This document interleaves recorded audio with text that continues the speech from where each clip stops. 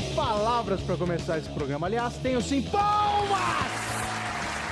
Palmas para alimentar o ego sofrido desse programa e desse apresentador e de todo mundo que trabalha aqui. Ó, hoje o assunto é bem interessante, fotografia. Todo mundo é apaixonado por foto, né? Tem quem não gosta. Tem gente que gosta até demais de foto. Tem gente que tira foto toda hora, todo dia e irrita. Desculpa esse desabafo aqui. Mas vamos falar de fotografia. Tem um site que fez uma coletânea dos grandes astros da música quando eram crianças. Solta aí, vamos falar, vamos ver. Olha aí, David Bowie. Olha a carinha de menino. Olha só, como parece que virou a Rita Lee depois, né, o David Bowie. Foi isso. Que coisa incrível. Próximo.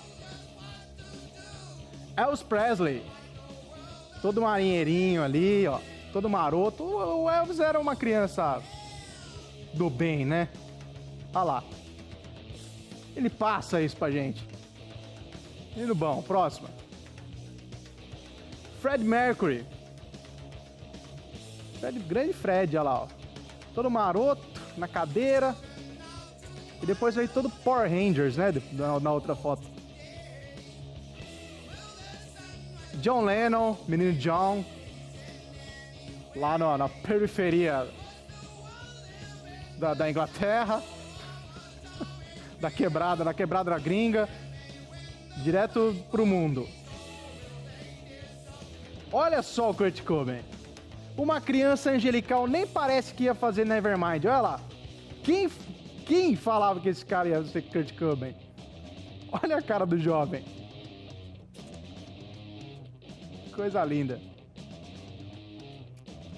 Mick Jagger. Olha a cara do Mick Jagger. Por que as crianças, os pais faziam a gente se vestir de forma correta, né? Entre aspas. Olha o cara vira depois, né? Fica criança de gravata. E Bob Dylan. Olha lá, Bob Dylan todo marotinho, cabelinho penteado. Ali na outra foto parece que foi abduzido por um furacão, né? Olha. Colocaram uma guitarra e uma gaita nele e o cabelo pentear jamais. Muito bem. Eu ia colocar uma foto de criança minha aqui, mas deixa quieto. Solta a vinheta no Fusarca.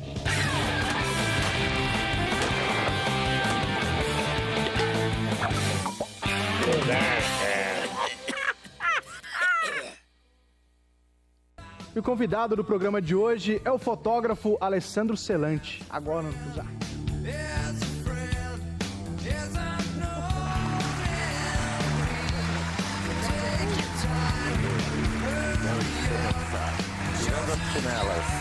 Fica à vontade, meu amigo. A Kombi é sua. Já pilotou Kombi na vida? Pilotar não, mas já fiz muita coisa numa Kombi. Já dormiu na Kombi, né? Dormiu. Não, na minha época a gente tinha medo de Kombi que ela pegava fogo. Não sei, acho que é conversa de adulto. Não, Kombi pega fogo. Explode o motor, esquenta. Fiat tinha o motor na frente, assim, era um problema. Tinha medo. Era Fusca, Brasília ou Fiat, assim, tinha medo de Kombi. Ela era combustão espontânea, cara. Mas, excelente. Fotografando há quanto tempo já? Fala pra gente.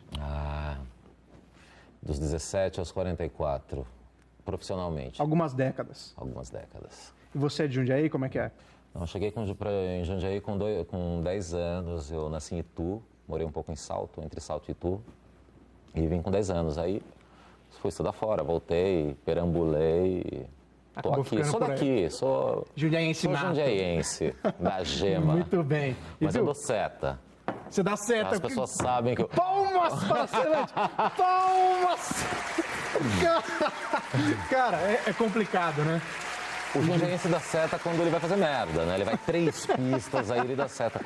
Quando ele acha que ele vai capotar seu carro. Sim, mas eu fiquei preocupado quando me dei conta que quando eu dou seta, ninguém sabe o que eu tô fazendo, né? Esse é o grande problema. E o cara se irrita, às vezes, acha que você quer entrar na frente dele e fala, não, amigo, eu só quero entrar aqui na rua. A por onda favor. é farol aceso agora. Na cidade. Porque a galera esquece, né? Mas a seta... Como que aconteceu o lance da fotografia na sua vida? Vamos partir do começo lá, das analógicas mesmo. Sim, Como que foi eu o sou negócio? da geração da transição. Comecei na analógica, Eu entrei com 17 na faculdade, eu já brincava com fotografia. Aí quando eu entrei na FAAP, eu já virei rato de laboratório, né? Mesmo antes de começar a ter aulas, eu ficava tarde. Aí me ensinaram a revelar esse tipo de coisa. Aí fazer aqueles bookzinhos e coisinhas, aí já comecei... Você falou, é paixão, enveredei. né? Eu sou designer gráfico também. Eu tenho um escritório de design gráfico que trabalho só coisas comerciais. E fotografia hoje basicamente autoral. Legal. Vez ou outra, adoro retrato. Retrato eu faço, assim. E vez ou outra algum estilo, mas é difícil. Eu quero ficar só no autoral, fotografia. Você expõe muito, né, cara?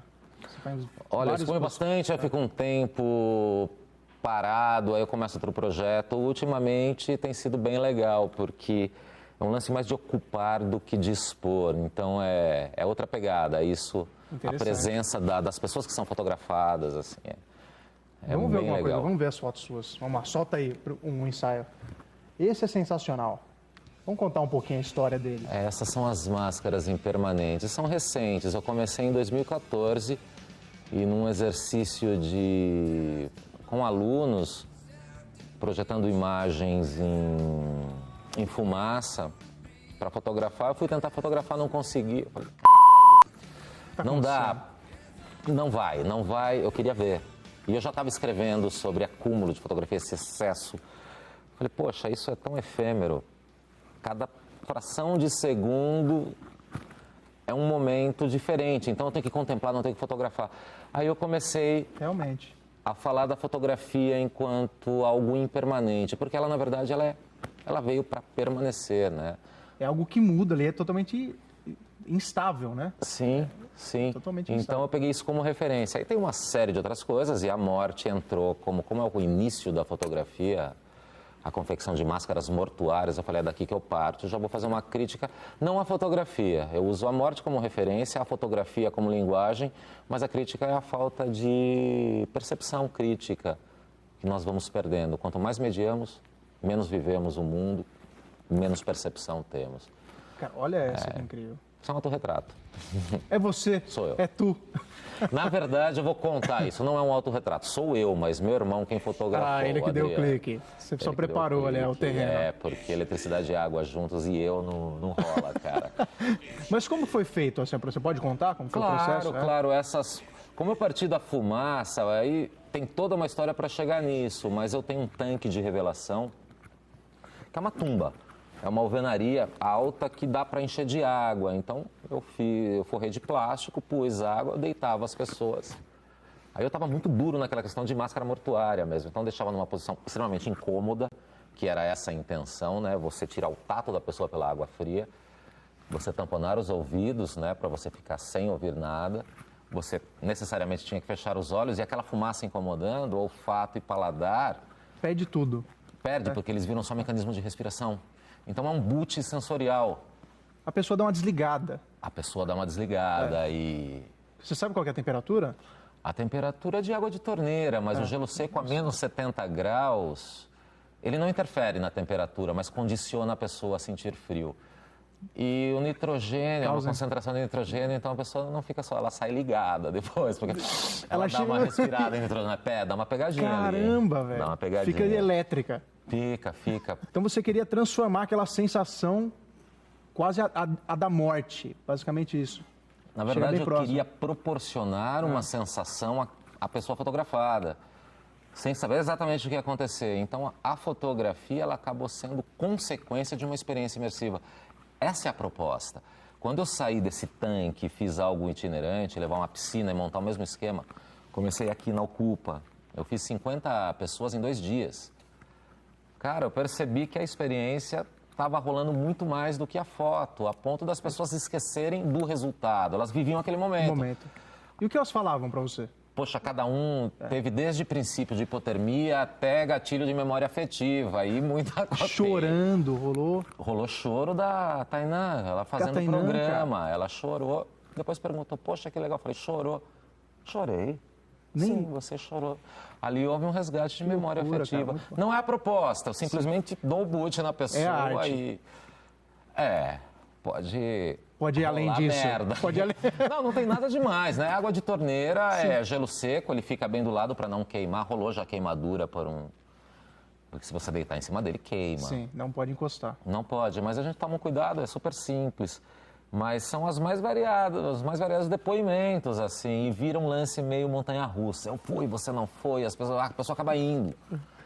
Né? Então bom. eu faço assim, fotografei, eu imprimi essas fotos para Itu, fiz aqui em Jundiaí, então fiz novamente a experiência imersiva em Itu e expus essas fotos, são 50 fotos. Com as pessoas de Itu.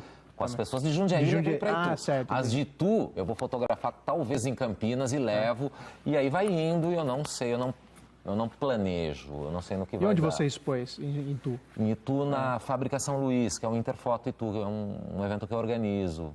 Cada ano tem uma semaninha de fotografia. Teve em Cuba recentemente, não foi? Tive várias vezes recentemente, eu fui para expor as máscaras que... Essa obra. Essa obra primeira que vocês viram, as preto e branco. Essa da experiência eu fiz uma nova sequência em cor, com os olhos abertos, que chama Face em Cores. Face em Cores. Porque algo aconteceu ali, eu tive que fazer. Em Cuba eu expus em tecido, porque o que acontece, a proposta é na hora de expor, também você usar mais do que o olhar, só esse sentido. Em Cuba era algo tátil, eram cortinas de 2 por 3 metros, sobrepostas, transparentes, que geravam outros rostos, e você ia passando nessas cortinas. Então era uma imersão na própria exposição. Nós temos imagens da exposição. Isso é em Cuba? Isso é em Cuba. Essas fotos ficaram na Universidade de Havana, dentro do circuito da Bienal de Artes de Havana. Isso era tecido? Tecido. Você vendo desse lado, olha, aí você já percebe que é translúcido. Você gerava outras máscaras e você podia tocar, o que era legal. Podia colocar a mão na Tinha foto. que colocar Tinha que a colocar. mão, tirar a fotografia do pedestal. As pessoas passavam entre as obras. No começo, não, elas desviavam, aí eu passava correndo, assim, é pra tocar, aí virava uma festa, porque Pode encostar. naturalmente não se toca em em fotografia, nada, né? Poxa, olha, essa é o contraluz, então elas são imagens bastante precárias. Quando você volta, elas ficam chapadas. Cara, que demais. Olha que bonito isso. Aí é na Ocupa, né? Aí já era aqui em Jundiaí, não Ocupa. Aí foi, eu diria que foi quando eu descobri Jundiaí de fato, na questão da fotografia, da arte, e falar, Jundiaí vale a pena. Essa Realmente. garotada, e foi bem nesse momento todo esse lance dos secundaristas, já estava envolvido com essa centelha, né? Sim. Aí conheci o A pessoal. Ocupa, que é um dos lugares mais legais de Jundiaí na atualidade, né? Poxa, é um Quem não pessoal conhece tem que conhecer o Ocupa. que exala cultura, exala vontade, né? Poxa, é uma ocupação. Cultural, artística, enfim. E eles resolveram um problema de entorno ali que, poxa... Realmente, o Jundiaí estava precisando disso. E como que é para você, como artista, ter... Muitas vezes você faz, eu acho que sem remuneração, né, cara? Para expor. Depende. Alguns você trabalha com fomento, você tem algum subsídio, outros não. Para isso eu tenho um escritorinho de design gráfico, desenvolvo marcas, uma coisa bem chapada, que eu curto, mas também subsidio. Para pagar as contas. Para pagar as contas. Fotografia, às vezes, é como hobby mesmo, dependendo. É hobby, mas tem um subsídiozinho, Sim. tipo Itu, quando a gente faz um Interfoto, já tem um pessoal que apoia a Canon. É legal. Tem um pessoal já do meio e está crescendo, foi para o 3º ano, agora se estabelece. Eu trabalho, na verdade, com arte visual, a fotografia é a linguagem que eu uso, mas ela sempre aberta para outros vetores, para outros diálogos, nunca naquela coisa tradicional da fotografia. Eu tento fazer fotos tradicionais, ser fotógrafo, tenho muito amigo fotógrafo que eu invejo, não consigo, cara. Não tenho capacidade, é muito legal, cara. Tem alguma coisa que você gosta mais de fotografar, assim, que você fala, não, essa é a minha pira? Retratos? Retrato eu adoro. Retrato eu adoro desde a pintura, né? Então, é uma coisa que já existia antes da fotografia. A fotografia pega o bastão, né? E começa fazendo retratos de mortos. Mas eu pintava. Então, eu acho que para quem quer aprender fotografia, entender um pouco de pintura é imprescindível. Maravilha. Esse é o Alessandro Celante aqui no Fusar com um rápido intervalo. Não sai daí, a gente já volta a falar mais de fotografia aqui.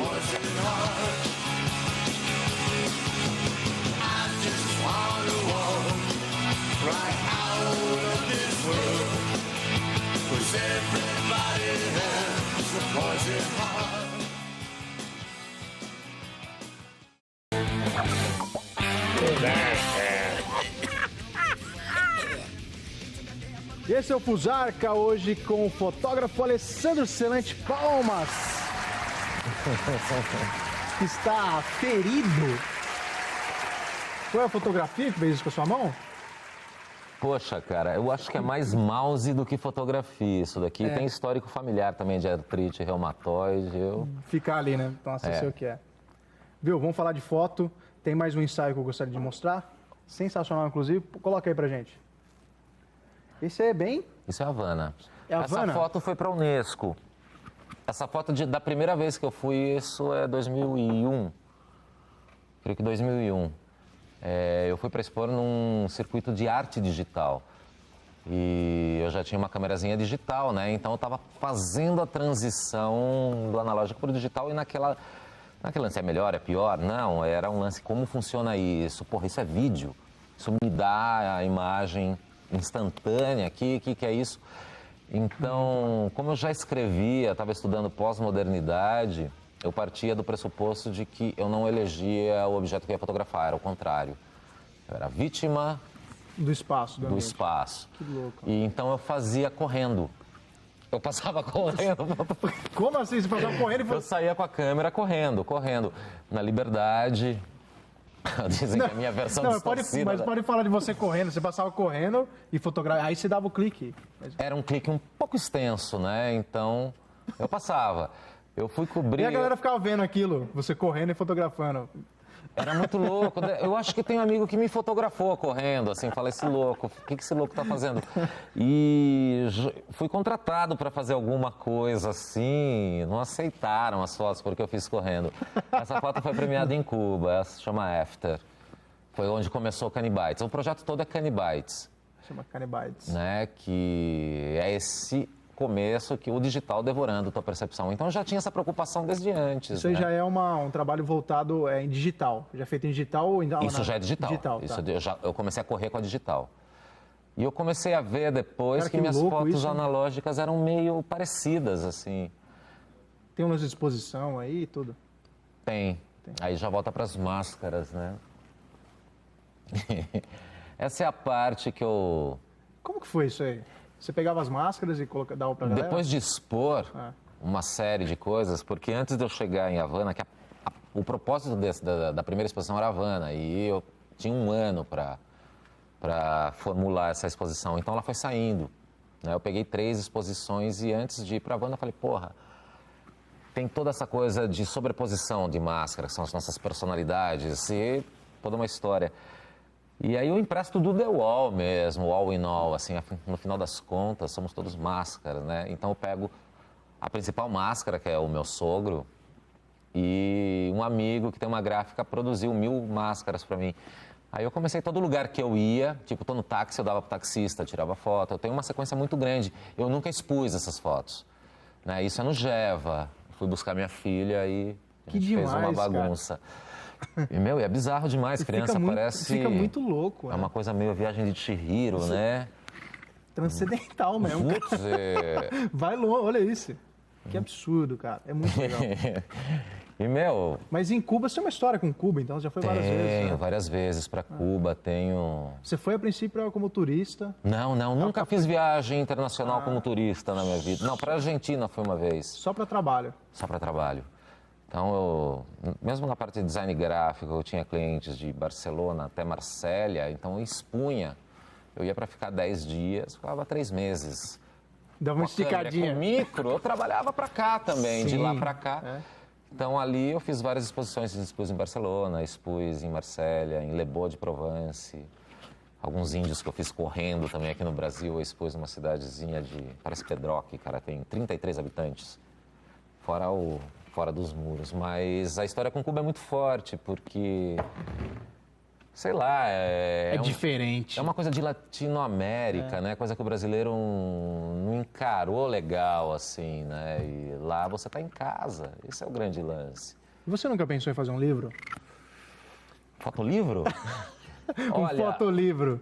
Eu tenho uma relação... Você tem bastante material incrível, por sinal. Tenho que compilar tudo isso. Eu tenho uma relação muito forte com a parte textual. Eu escrevo, eu gosto de escrever, então essa Cara, história você é uma já é monografia. fotógrafo, designer e gosta de escrever, você mesmo faz tudo, não precisa nem pagar o... Eu tenho um livro meio pronto, mas é tão orgânico que não para de entrar material. É como mixagens. Quem mixa um disco diz tem que abandonar. Não adianta aprimorar que você vai... Sim, você tem não que fazer... fim. Exatamente, parou e vai embora. Eu já ouvi falar muito isso. Vai sair um livro, eu preciso só... Você vê, das máscaras, você vai para trás e vê que ela tem uma origem. Ela já virou essa parte estática das máscaras de papel. O Face em Cores, que é o pessoal de olho aberto, já que entra na piscina. Que é outra história paralela. Não, acho que cabe sim, acho que você tem que fazer, cara. Mas tem que fazer esse esquema aí, fecha, Sim. falou assim, ó, não, acabou, é aqui que termina. Coloca a página final, amarra, né? Faz segunda edição, depois terceira edição, vai ficando cada vez mais... Exatamente. Como que você vê a fotografia hoje, assim, um instrumento tão popular que virou, né? Hoje ela se popularizou. Como que você enxerga essa coisa de tudo virar fotografia, de a fotografia a gente ser inundado por fotografias a todo momento, Instagram, Facebook, fotógrafos que brotam do calabouço. Eu acho que essa parte de disseminação, essa coisa gigantesca, todo mundo, se não fosse fotografia, seria outra coisa. A gente vive uma grande crise de representação, como sempre viveu. Acho que nós tivemos 3 momentos em que a coisa se deu, que foi foda, no Renascimento, no Impressionismo e nas vanguardas artísticas, mas... a fotografia em si, você tem que voltar e ver como ela começou. E essa questão tecnológica de poder todo mundo ter armado com uma câmera é uma das formas de você ver. Mas ela tem uma presunção de não sair do próprio código. Isso está na ontologia fotográfica, isso me incomoda bastante. Abrir é muito legal, porém a perda é muito grande, porque... Não é só, olha, todo mundo tem acesso. É uma grande perda perceptiva, de senso crítico, de não viver. Você vai num show, pá, fica lá filmando e não assiste o show. Sim. Então, eu acho uma grande merda isso. Isso é uma crítica a esse acúmulo. Mas eu acho que a fotografia deveria abraçar mais outras linguagens. A música, a pintura, a escultura, formar uma nova, Então, a resposta a tudo isso é aquela fotografia tradicional, a crítica, o mercado, que é muito A impressão ruinzinho. que eu tenho, posso estar errado, a impressão que eu tenho, assim, é que quando ela não era tão acessível, ela tinha mais valor, assim, né? Ela tinha mais um... É uma impressão que eu tenho. A pessoa... É exatamente isso, mas você entende, há um poder e, de repente, ele é disseminado para o povo. Há uma hierarquia. Então... O que a gente mexe aqui para essas pessoas não serem iguais aqui? Existe algo assim para mim no código original da fotografia. Então, o disseminar da foto, para mim, legal. Mas é mais a relação com o ser humano mesmo, tomar mais cuidado com a tecnologia, né? Poder, sei lá... E o autorretrato virou uma coisa viciante, né? Para muitas pessoas. É uma coisa... Eu tenho um Instagram, não é uma crítica a ninguém, que cada um tem um Instagram, cada um posta o que quiser. Agora, é difícil você entrar lá e só ver foto da cara da pessoa. Porque aquilo, se você analisar, é um álbum fotográfico digital. É aquilo que você vai estocar as fotos da sua vida. Sim. E daqui a 20 anos, você pode entrar lá e falar assim, nossa, vou ver o meu álbum. Aí você vai ver o seu álbum. Tem você assim, em 5 minutos, 300 fotos. E não é, as pessoas não veem o Instagram, no caso, como um álbum. E sim como uma oportunidade de mostrar a cara. Sim, eu tive problema com o Instagram há pouco tempo. Eu fiz merda e perdi. Eu fui pôr o meu nome porque, poxa, eu ia mudar alguma coisa no perfil, veio um aviso que eu não leio, por fim eu perdi o meu perfil. E aí eu comecei a fazer um novo, eu falei, porra, aquelas fotos eu fazia direitinho, não que seja obrigado você fazer daquela forma, mas eu gostava de usar o celular, tirar uma foto com o celular e postar. Não colocar, uma máscara, uma foto que foi feita fora desse ambiente. É onde você está, como eu fazia. Meu, tinha muita foto e eu levava a sério aquilo lá. Até foto de comida, aquela coisinha. Só não tinha bico de pato, assim, mas eu ia fazer. Bico de peixe. Ia ter um, pelo menos, um. Porra, cara, mas então foi Não, mas meio imagina chato. uma comparação besta, mas você pegar um álbum de fotografias da sua casa lá, as fotos reveladas, você começa a virar e é só a sua cara. É só a sua cara, só a sua cara, só você. Cara, não é essa a essência. A gente dava mais valor quando o negócio era 36 poses, né? Você fala assim, não... Eu acho que quanto mais limites é imposto a você, mais você usa a cabeça. Sim, Tiozinho com uma bateria de caminhão, um flashzinho prata, uma câmera que não te dá a resposta na hora, toda a distância de luz de flash na cabeça, com 2 rolos de 36 para fazer a foto do teu casamento. Errou, fudeu. Já era, acabou. Já era. Então a responsabilidade que ele tinha era muito grande. Aí eu digo, é Matrix. O tiozinho sabia o que eram aquelas coisinhas verdes. Ele conhecia o código, não só a linguagem, mas o código mesmo tecnológico, na técnica, porque a técnica é imprescindível. Realmente. É interessante esse lance da fotografia que você falou, que o fotógrafo ele mostra o que ele quer, né? É o lance do documentário, que existe essa guerra de que não existe documentário, que todo documentário é uma ficção. E existe uma discussão no meio do cinema enorme em cima disso, porque o documentarista ele vai mostrar apenas um lado. Sim. Não tem Enfim, como ser isento. Isso vai... Não tem fim, cara. Isso vai longe. Sim. Então deixa eu Fotografia complementar, cara, porque até sacanagem com o cara, porque ele fala que fotografia nunca é verdade e ele termina, que é um livro isso, que a foto não é, como pensam, objetiva, mas o fotógrafo tem que ser honesto. Mas ele está trabalhando com uma representação, Sem é um dúvida. recorte. Um recorte. Mas ele traz, ou seja, para um editorial ou pelo olhar dele, se ele é honesto. Então a fotografia, ela pode ser honesta, mas verdade ela nunca é um recorte de uma realidade, né? Qual que é o nome dele? Juan Foncoberta, de Barcelona, muito Fica foda. de brinde aí pra galera É bem pesquisar legal. sobre ele.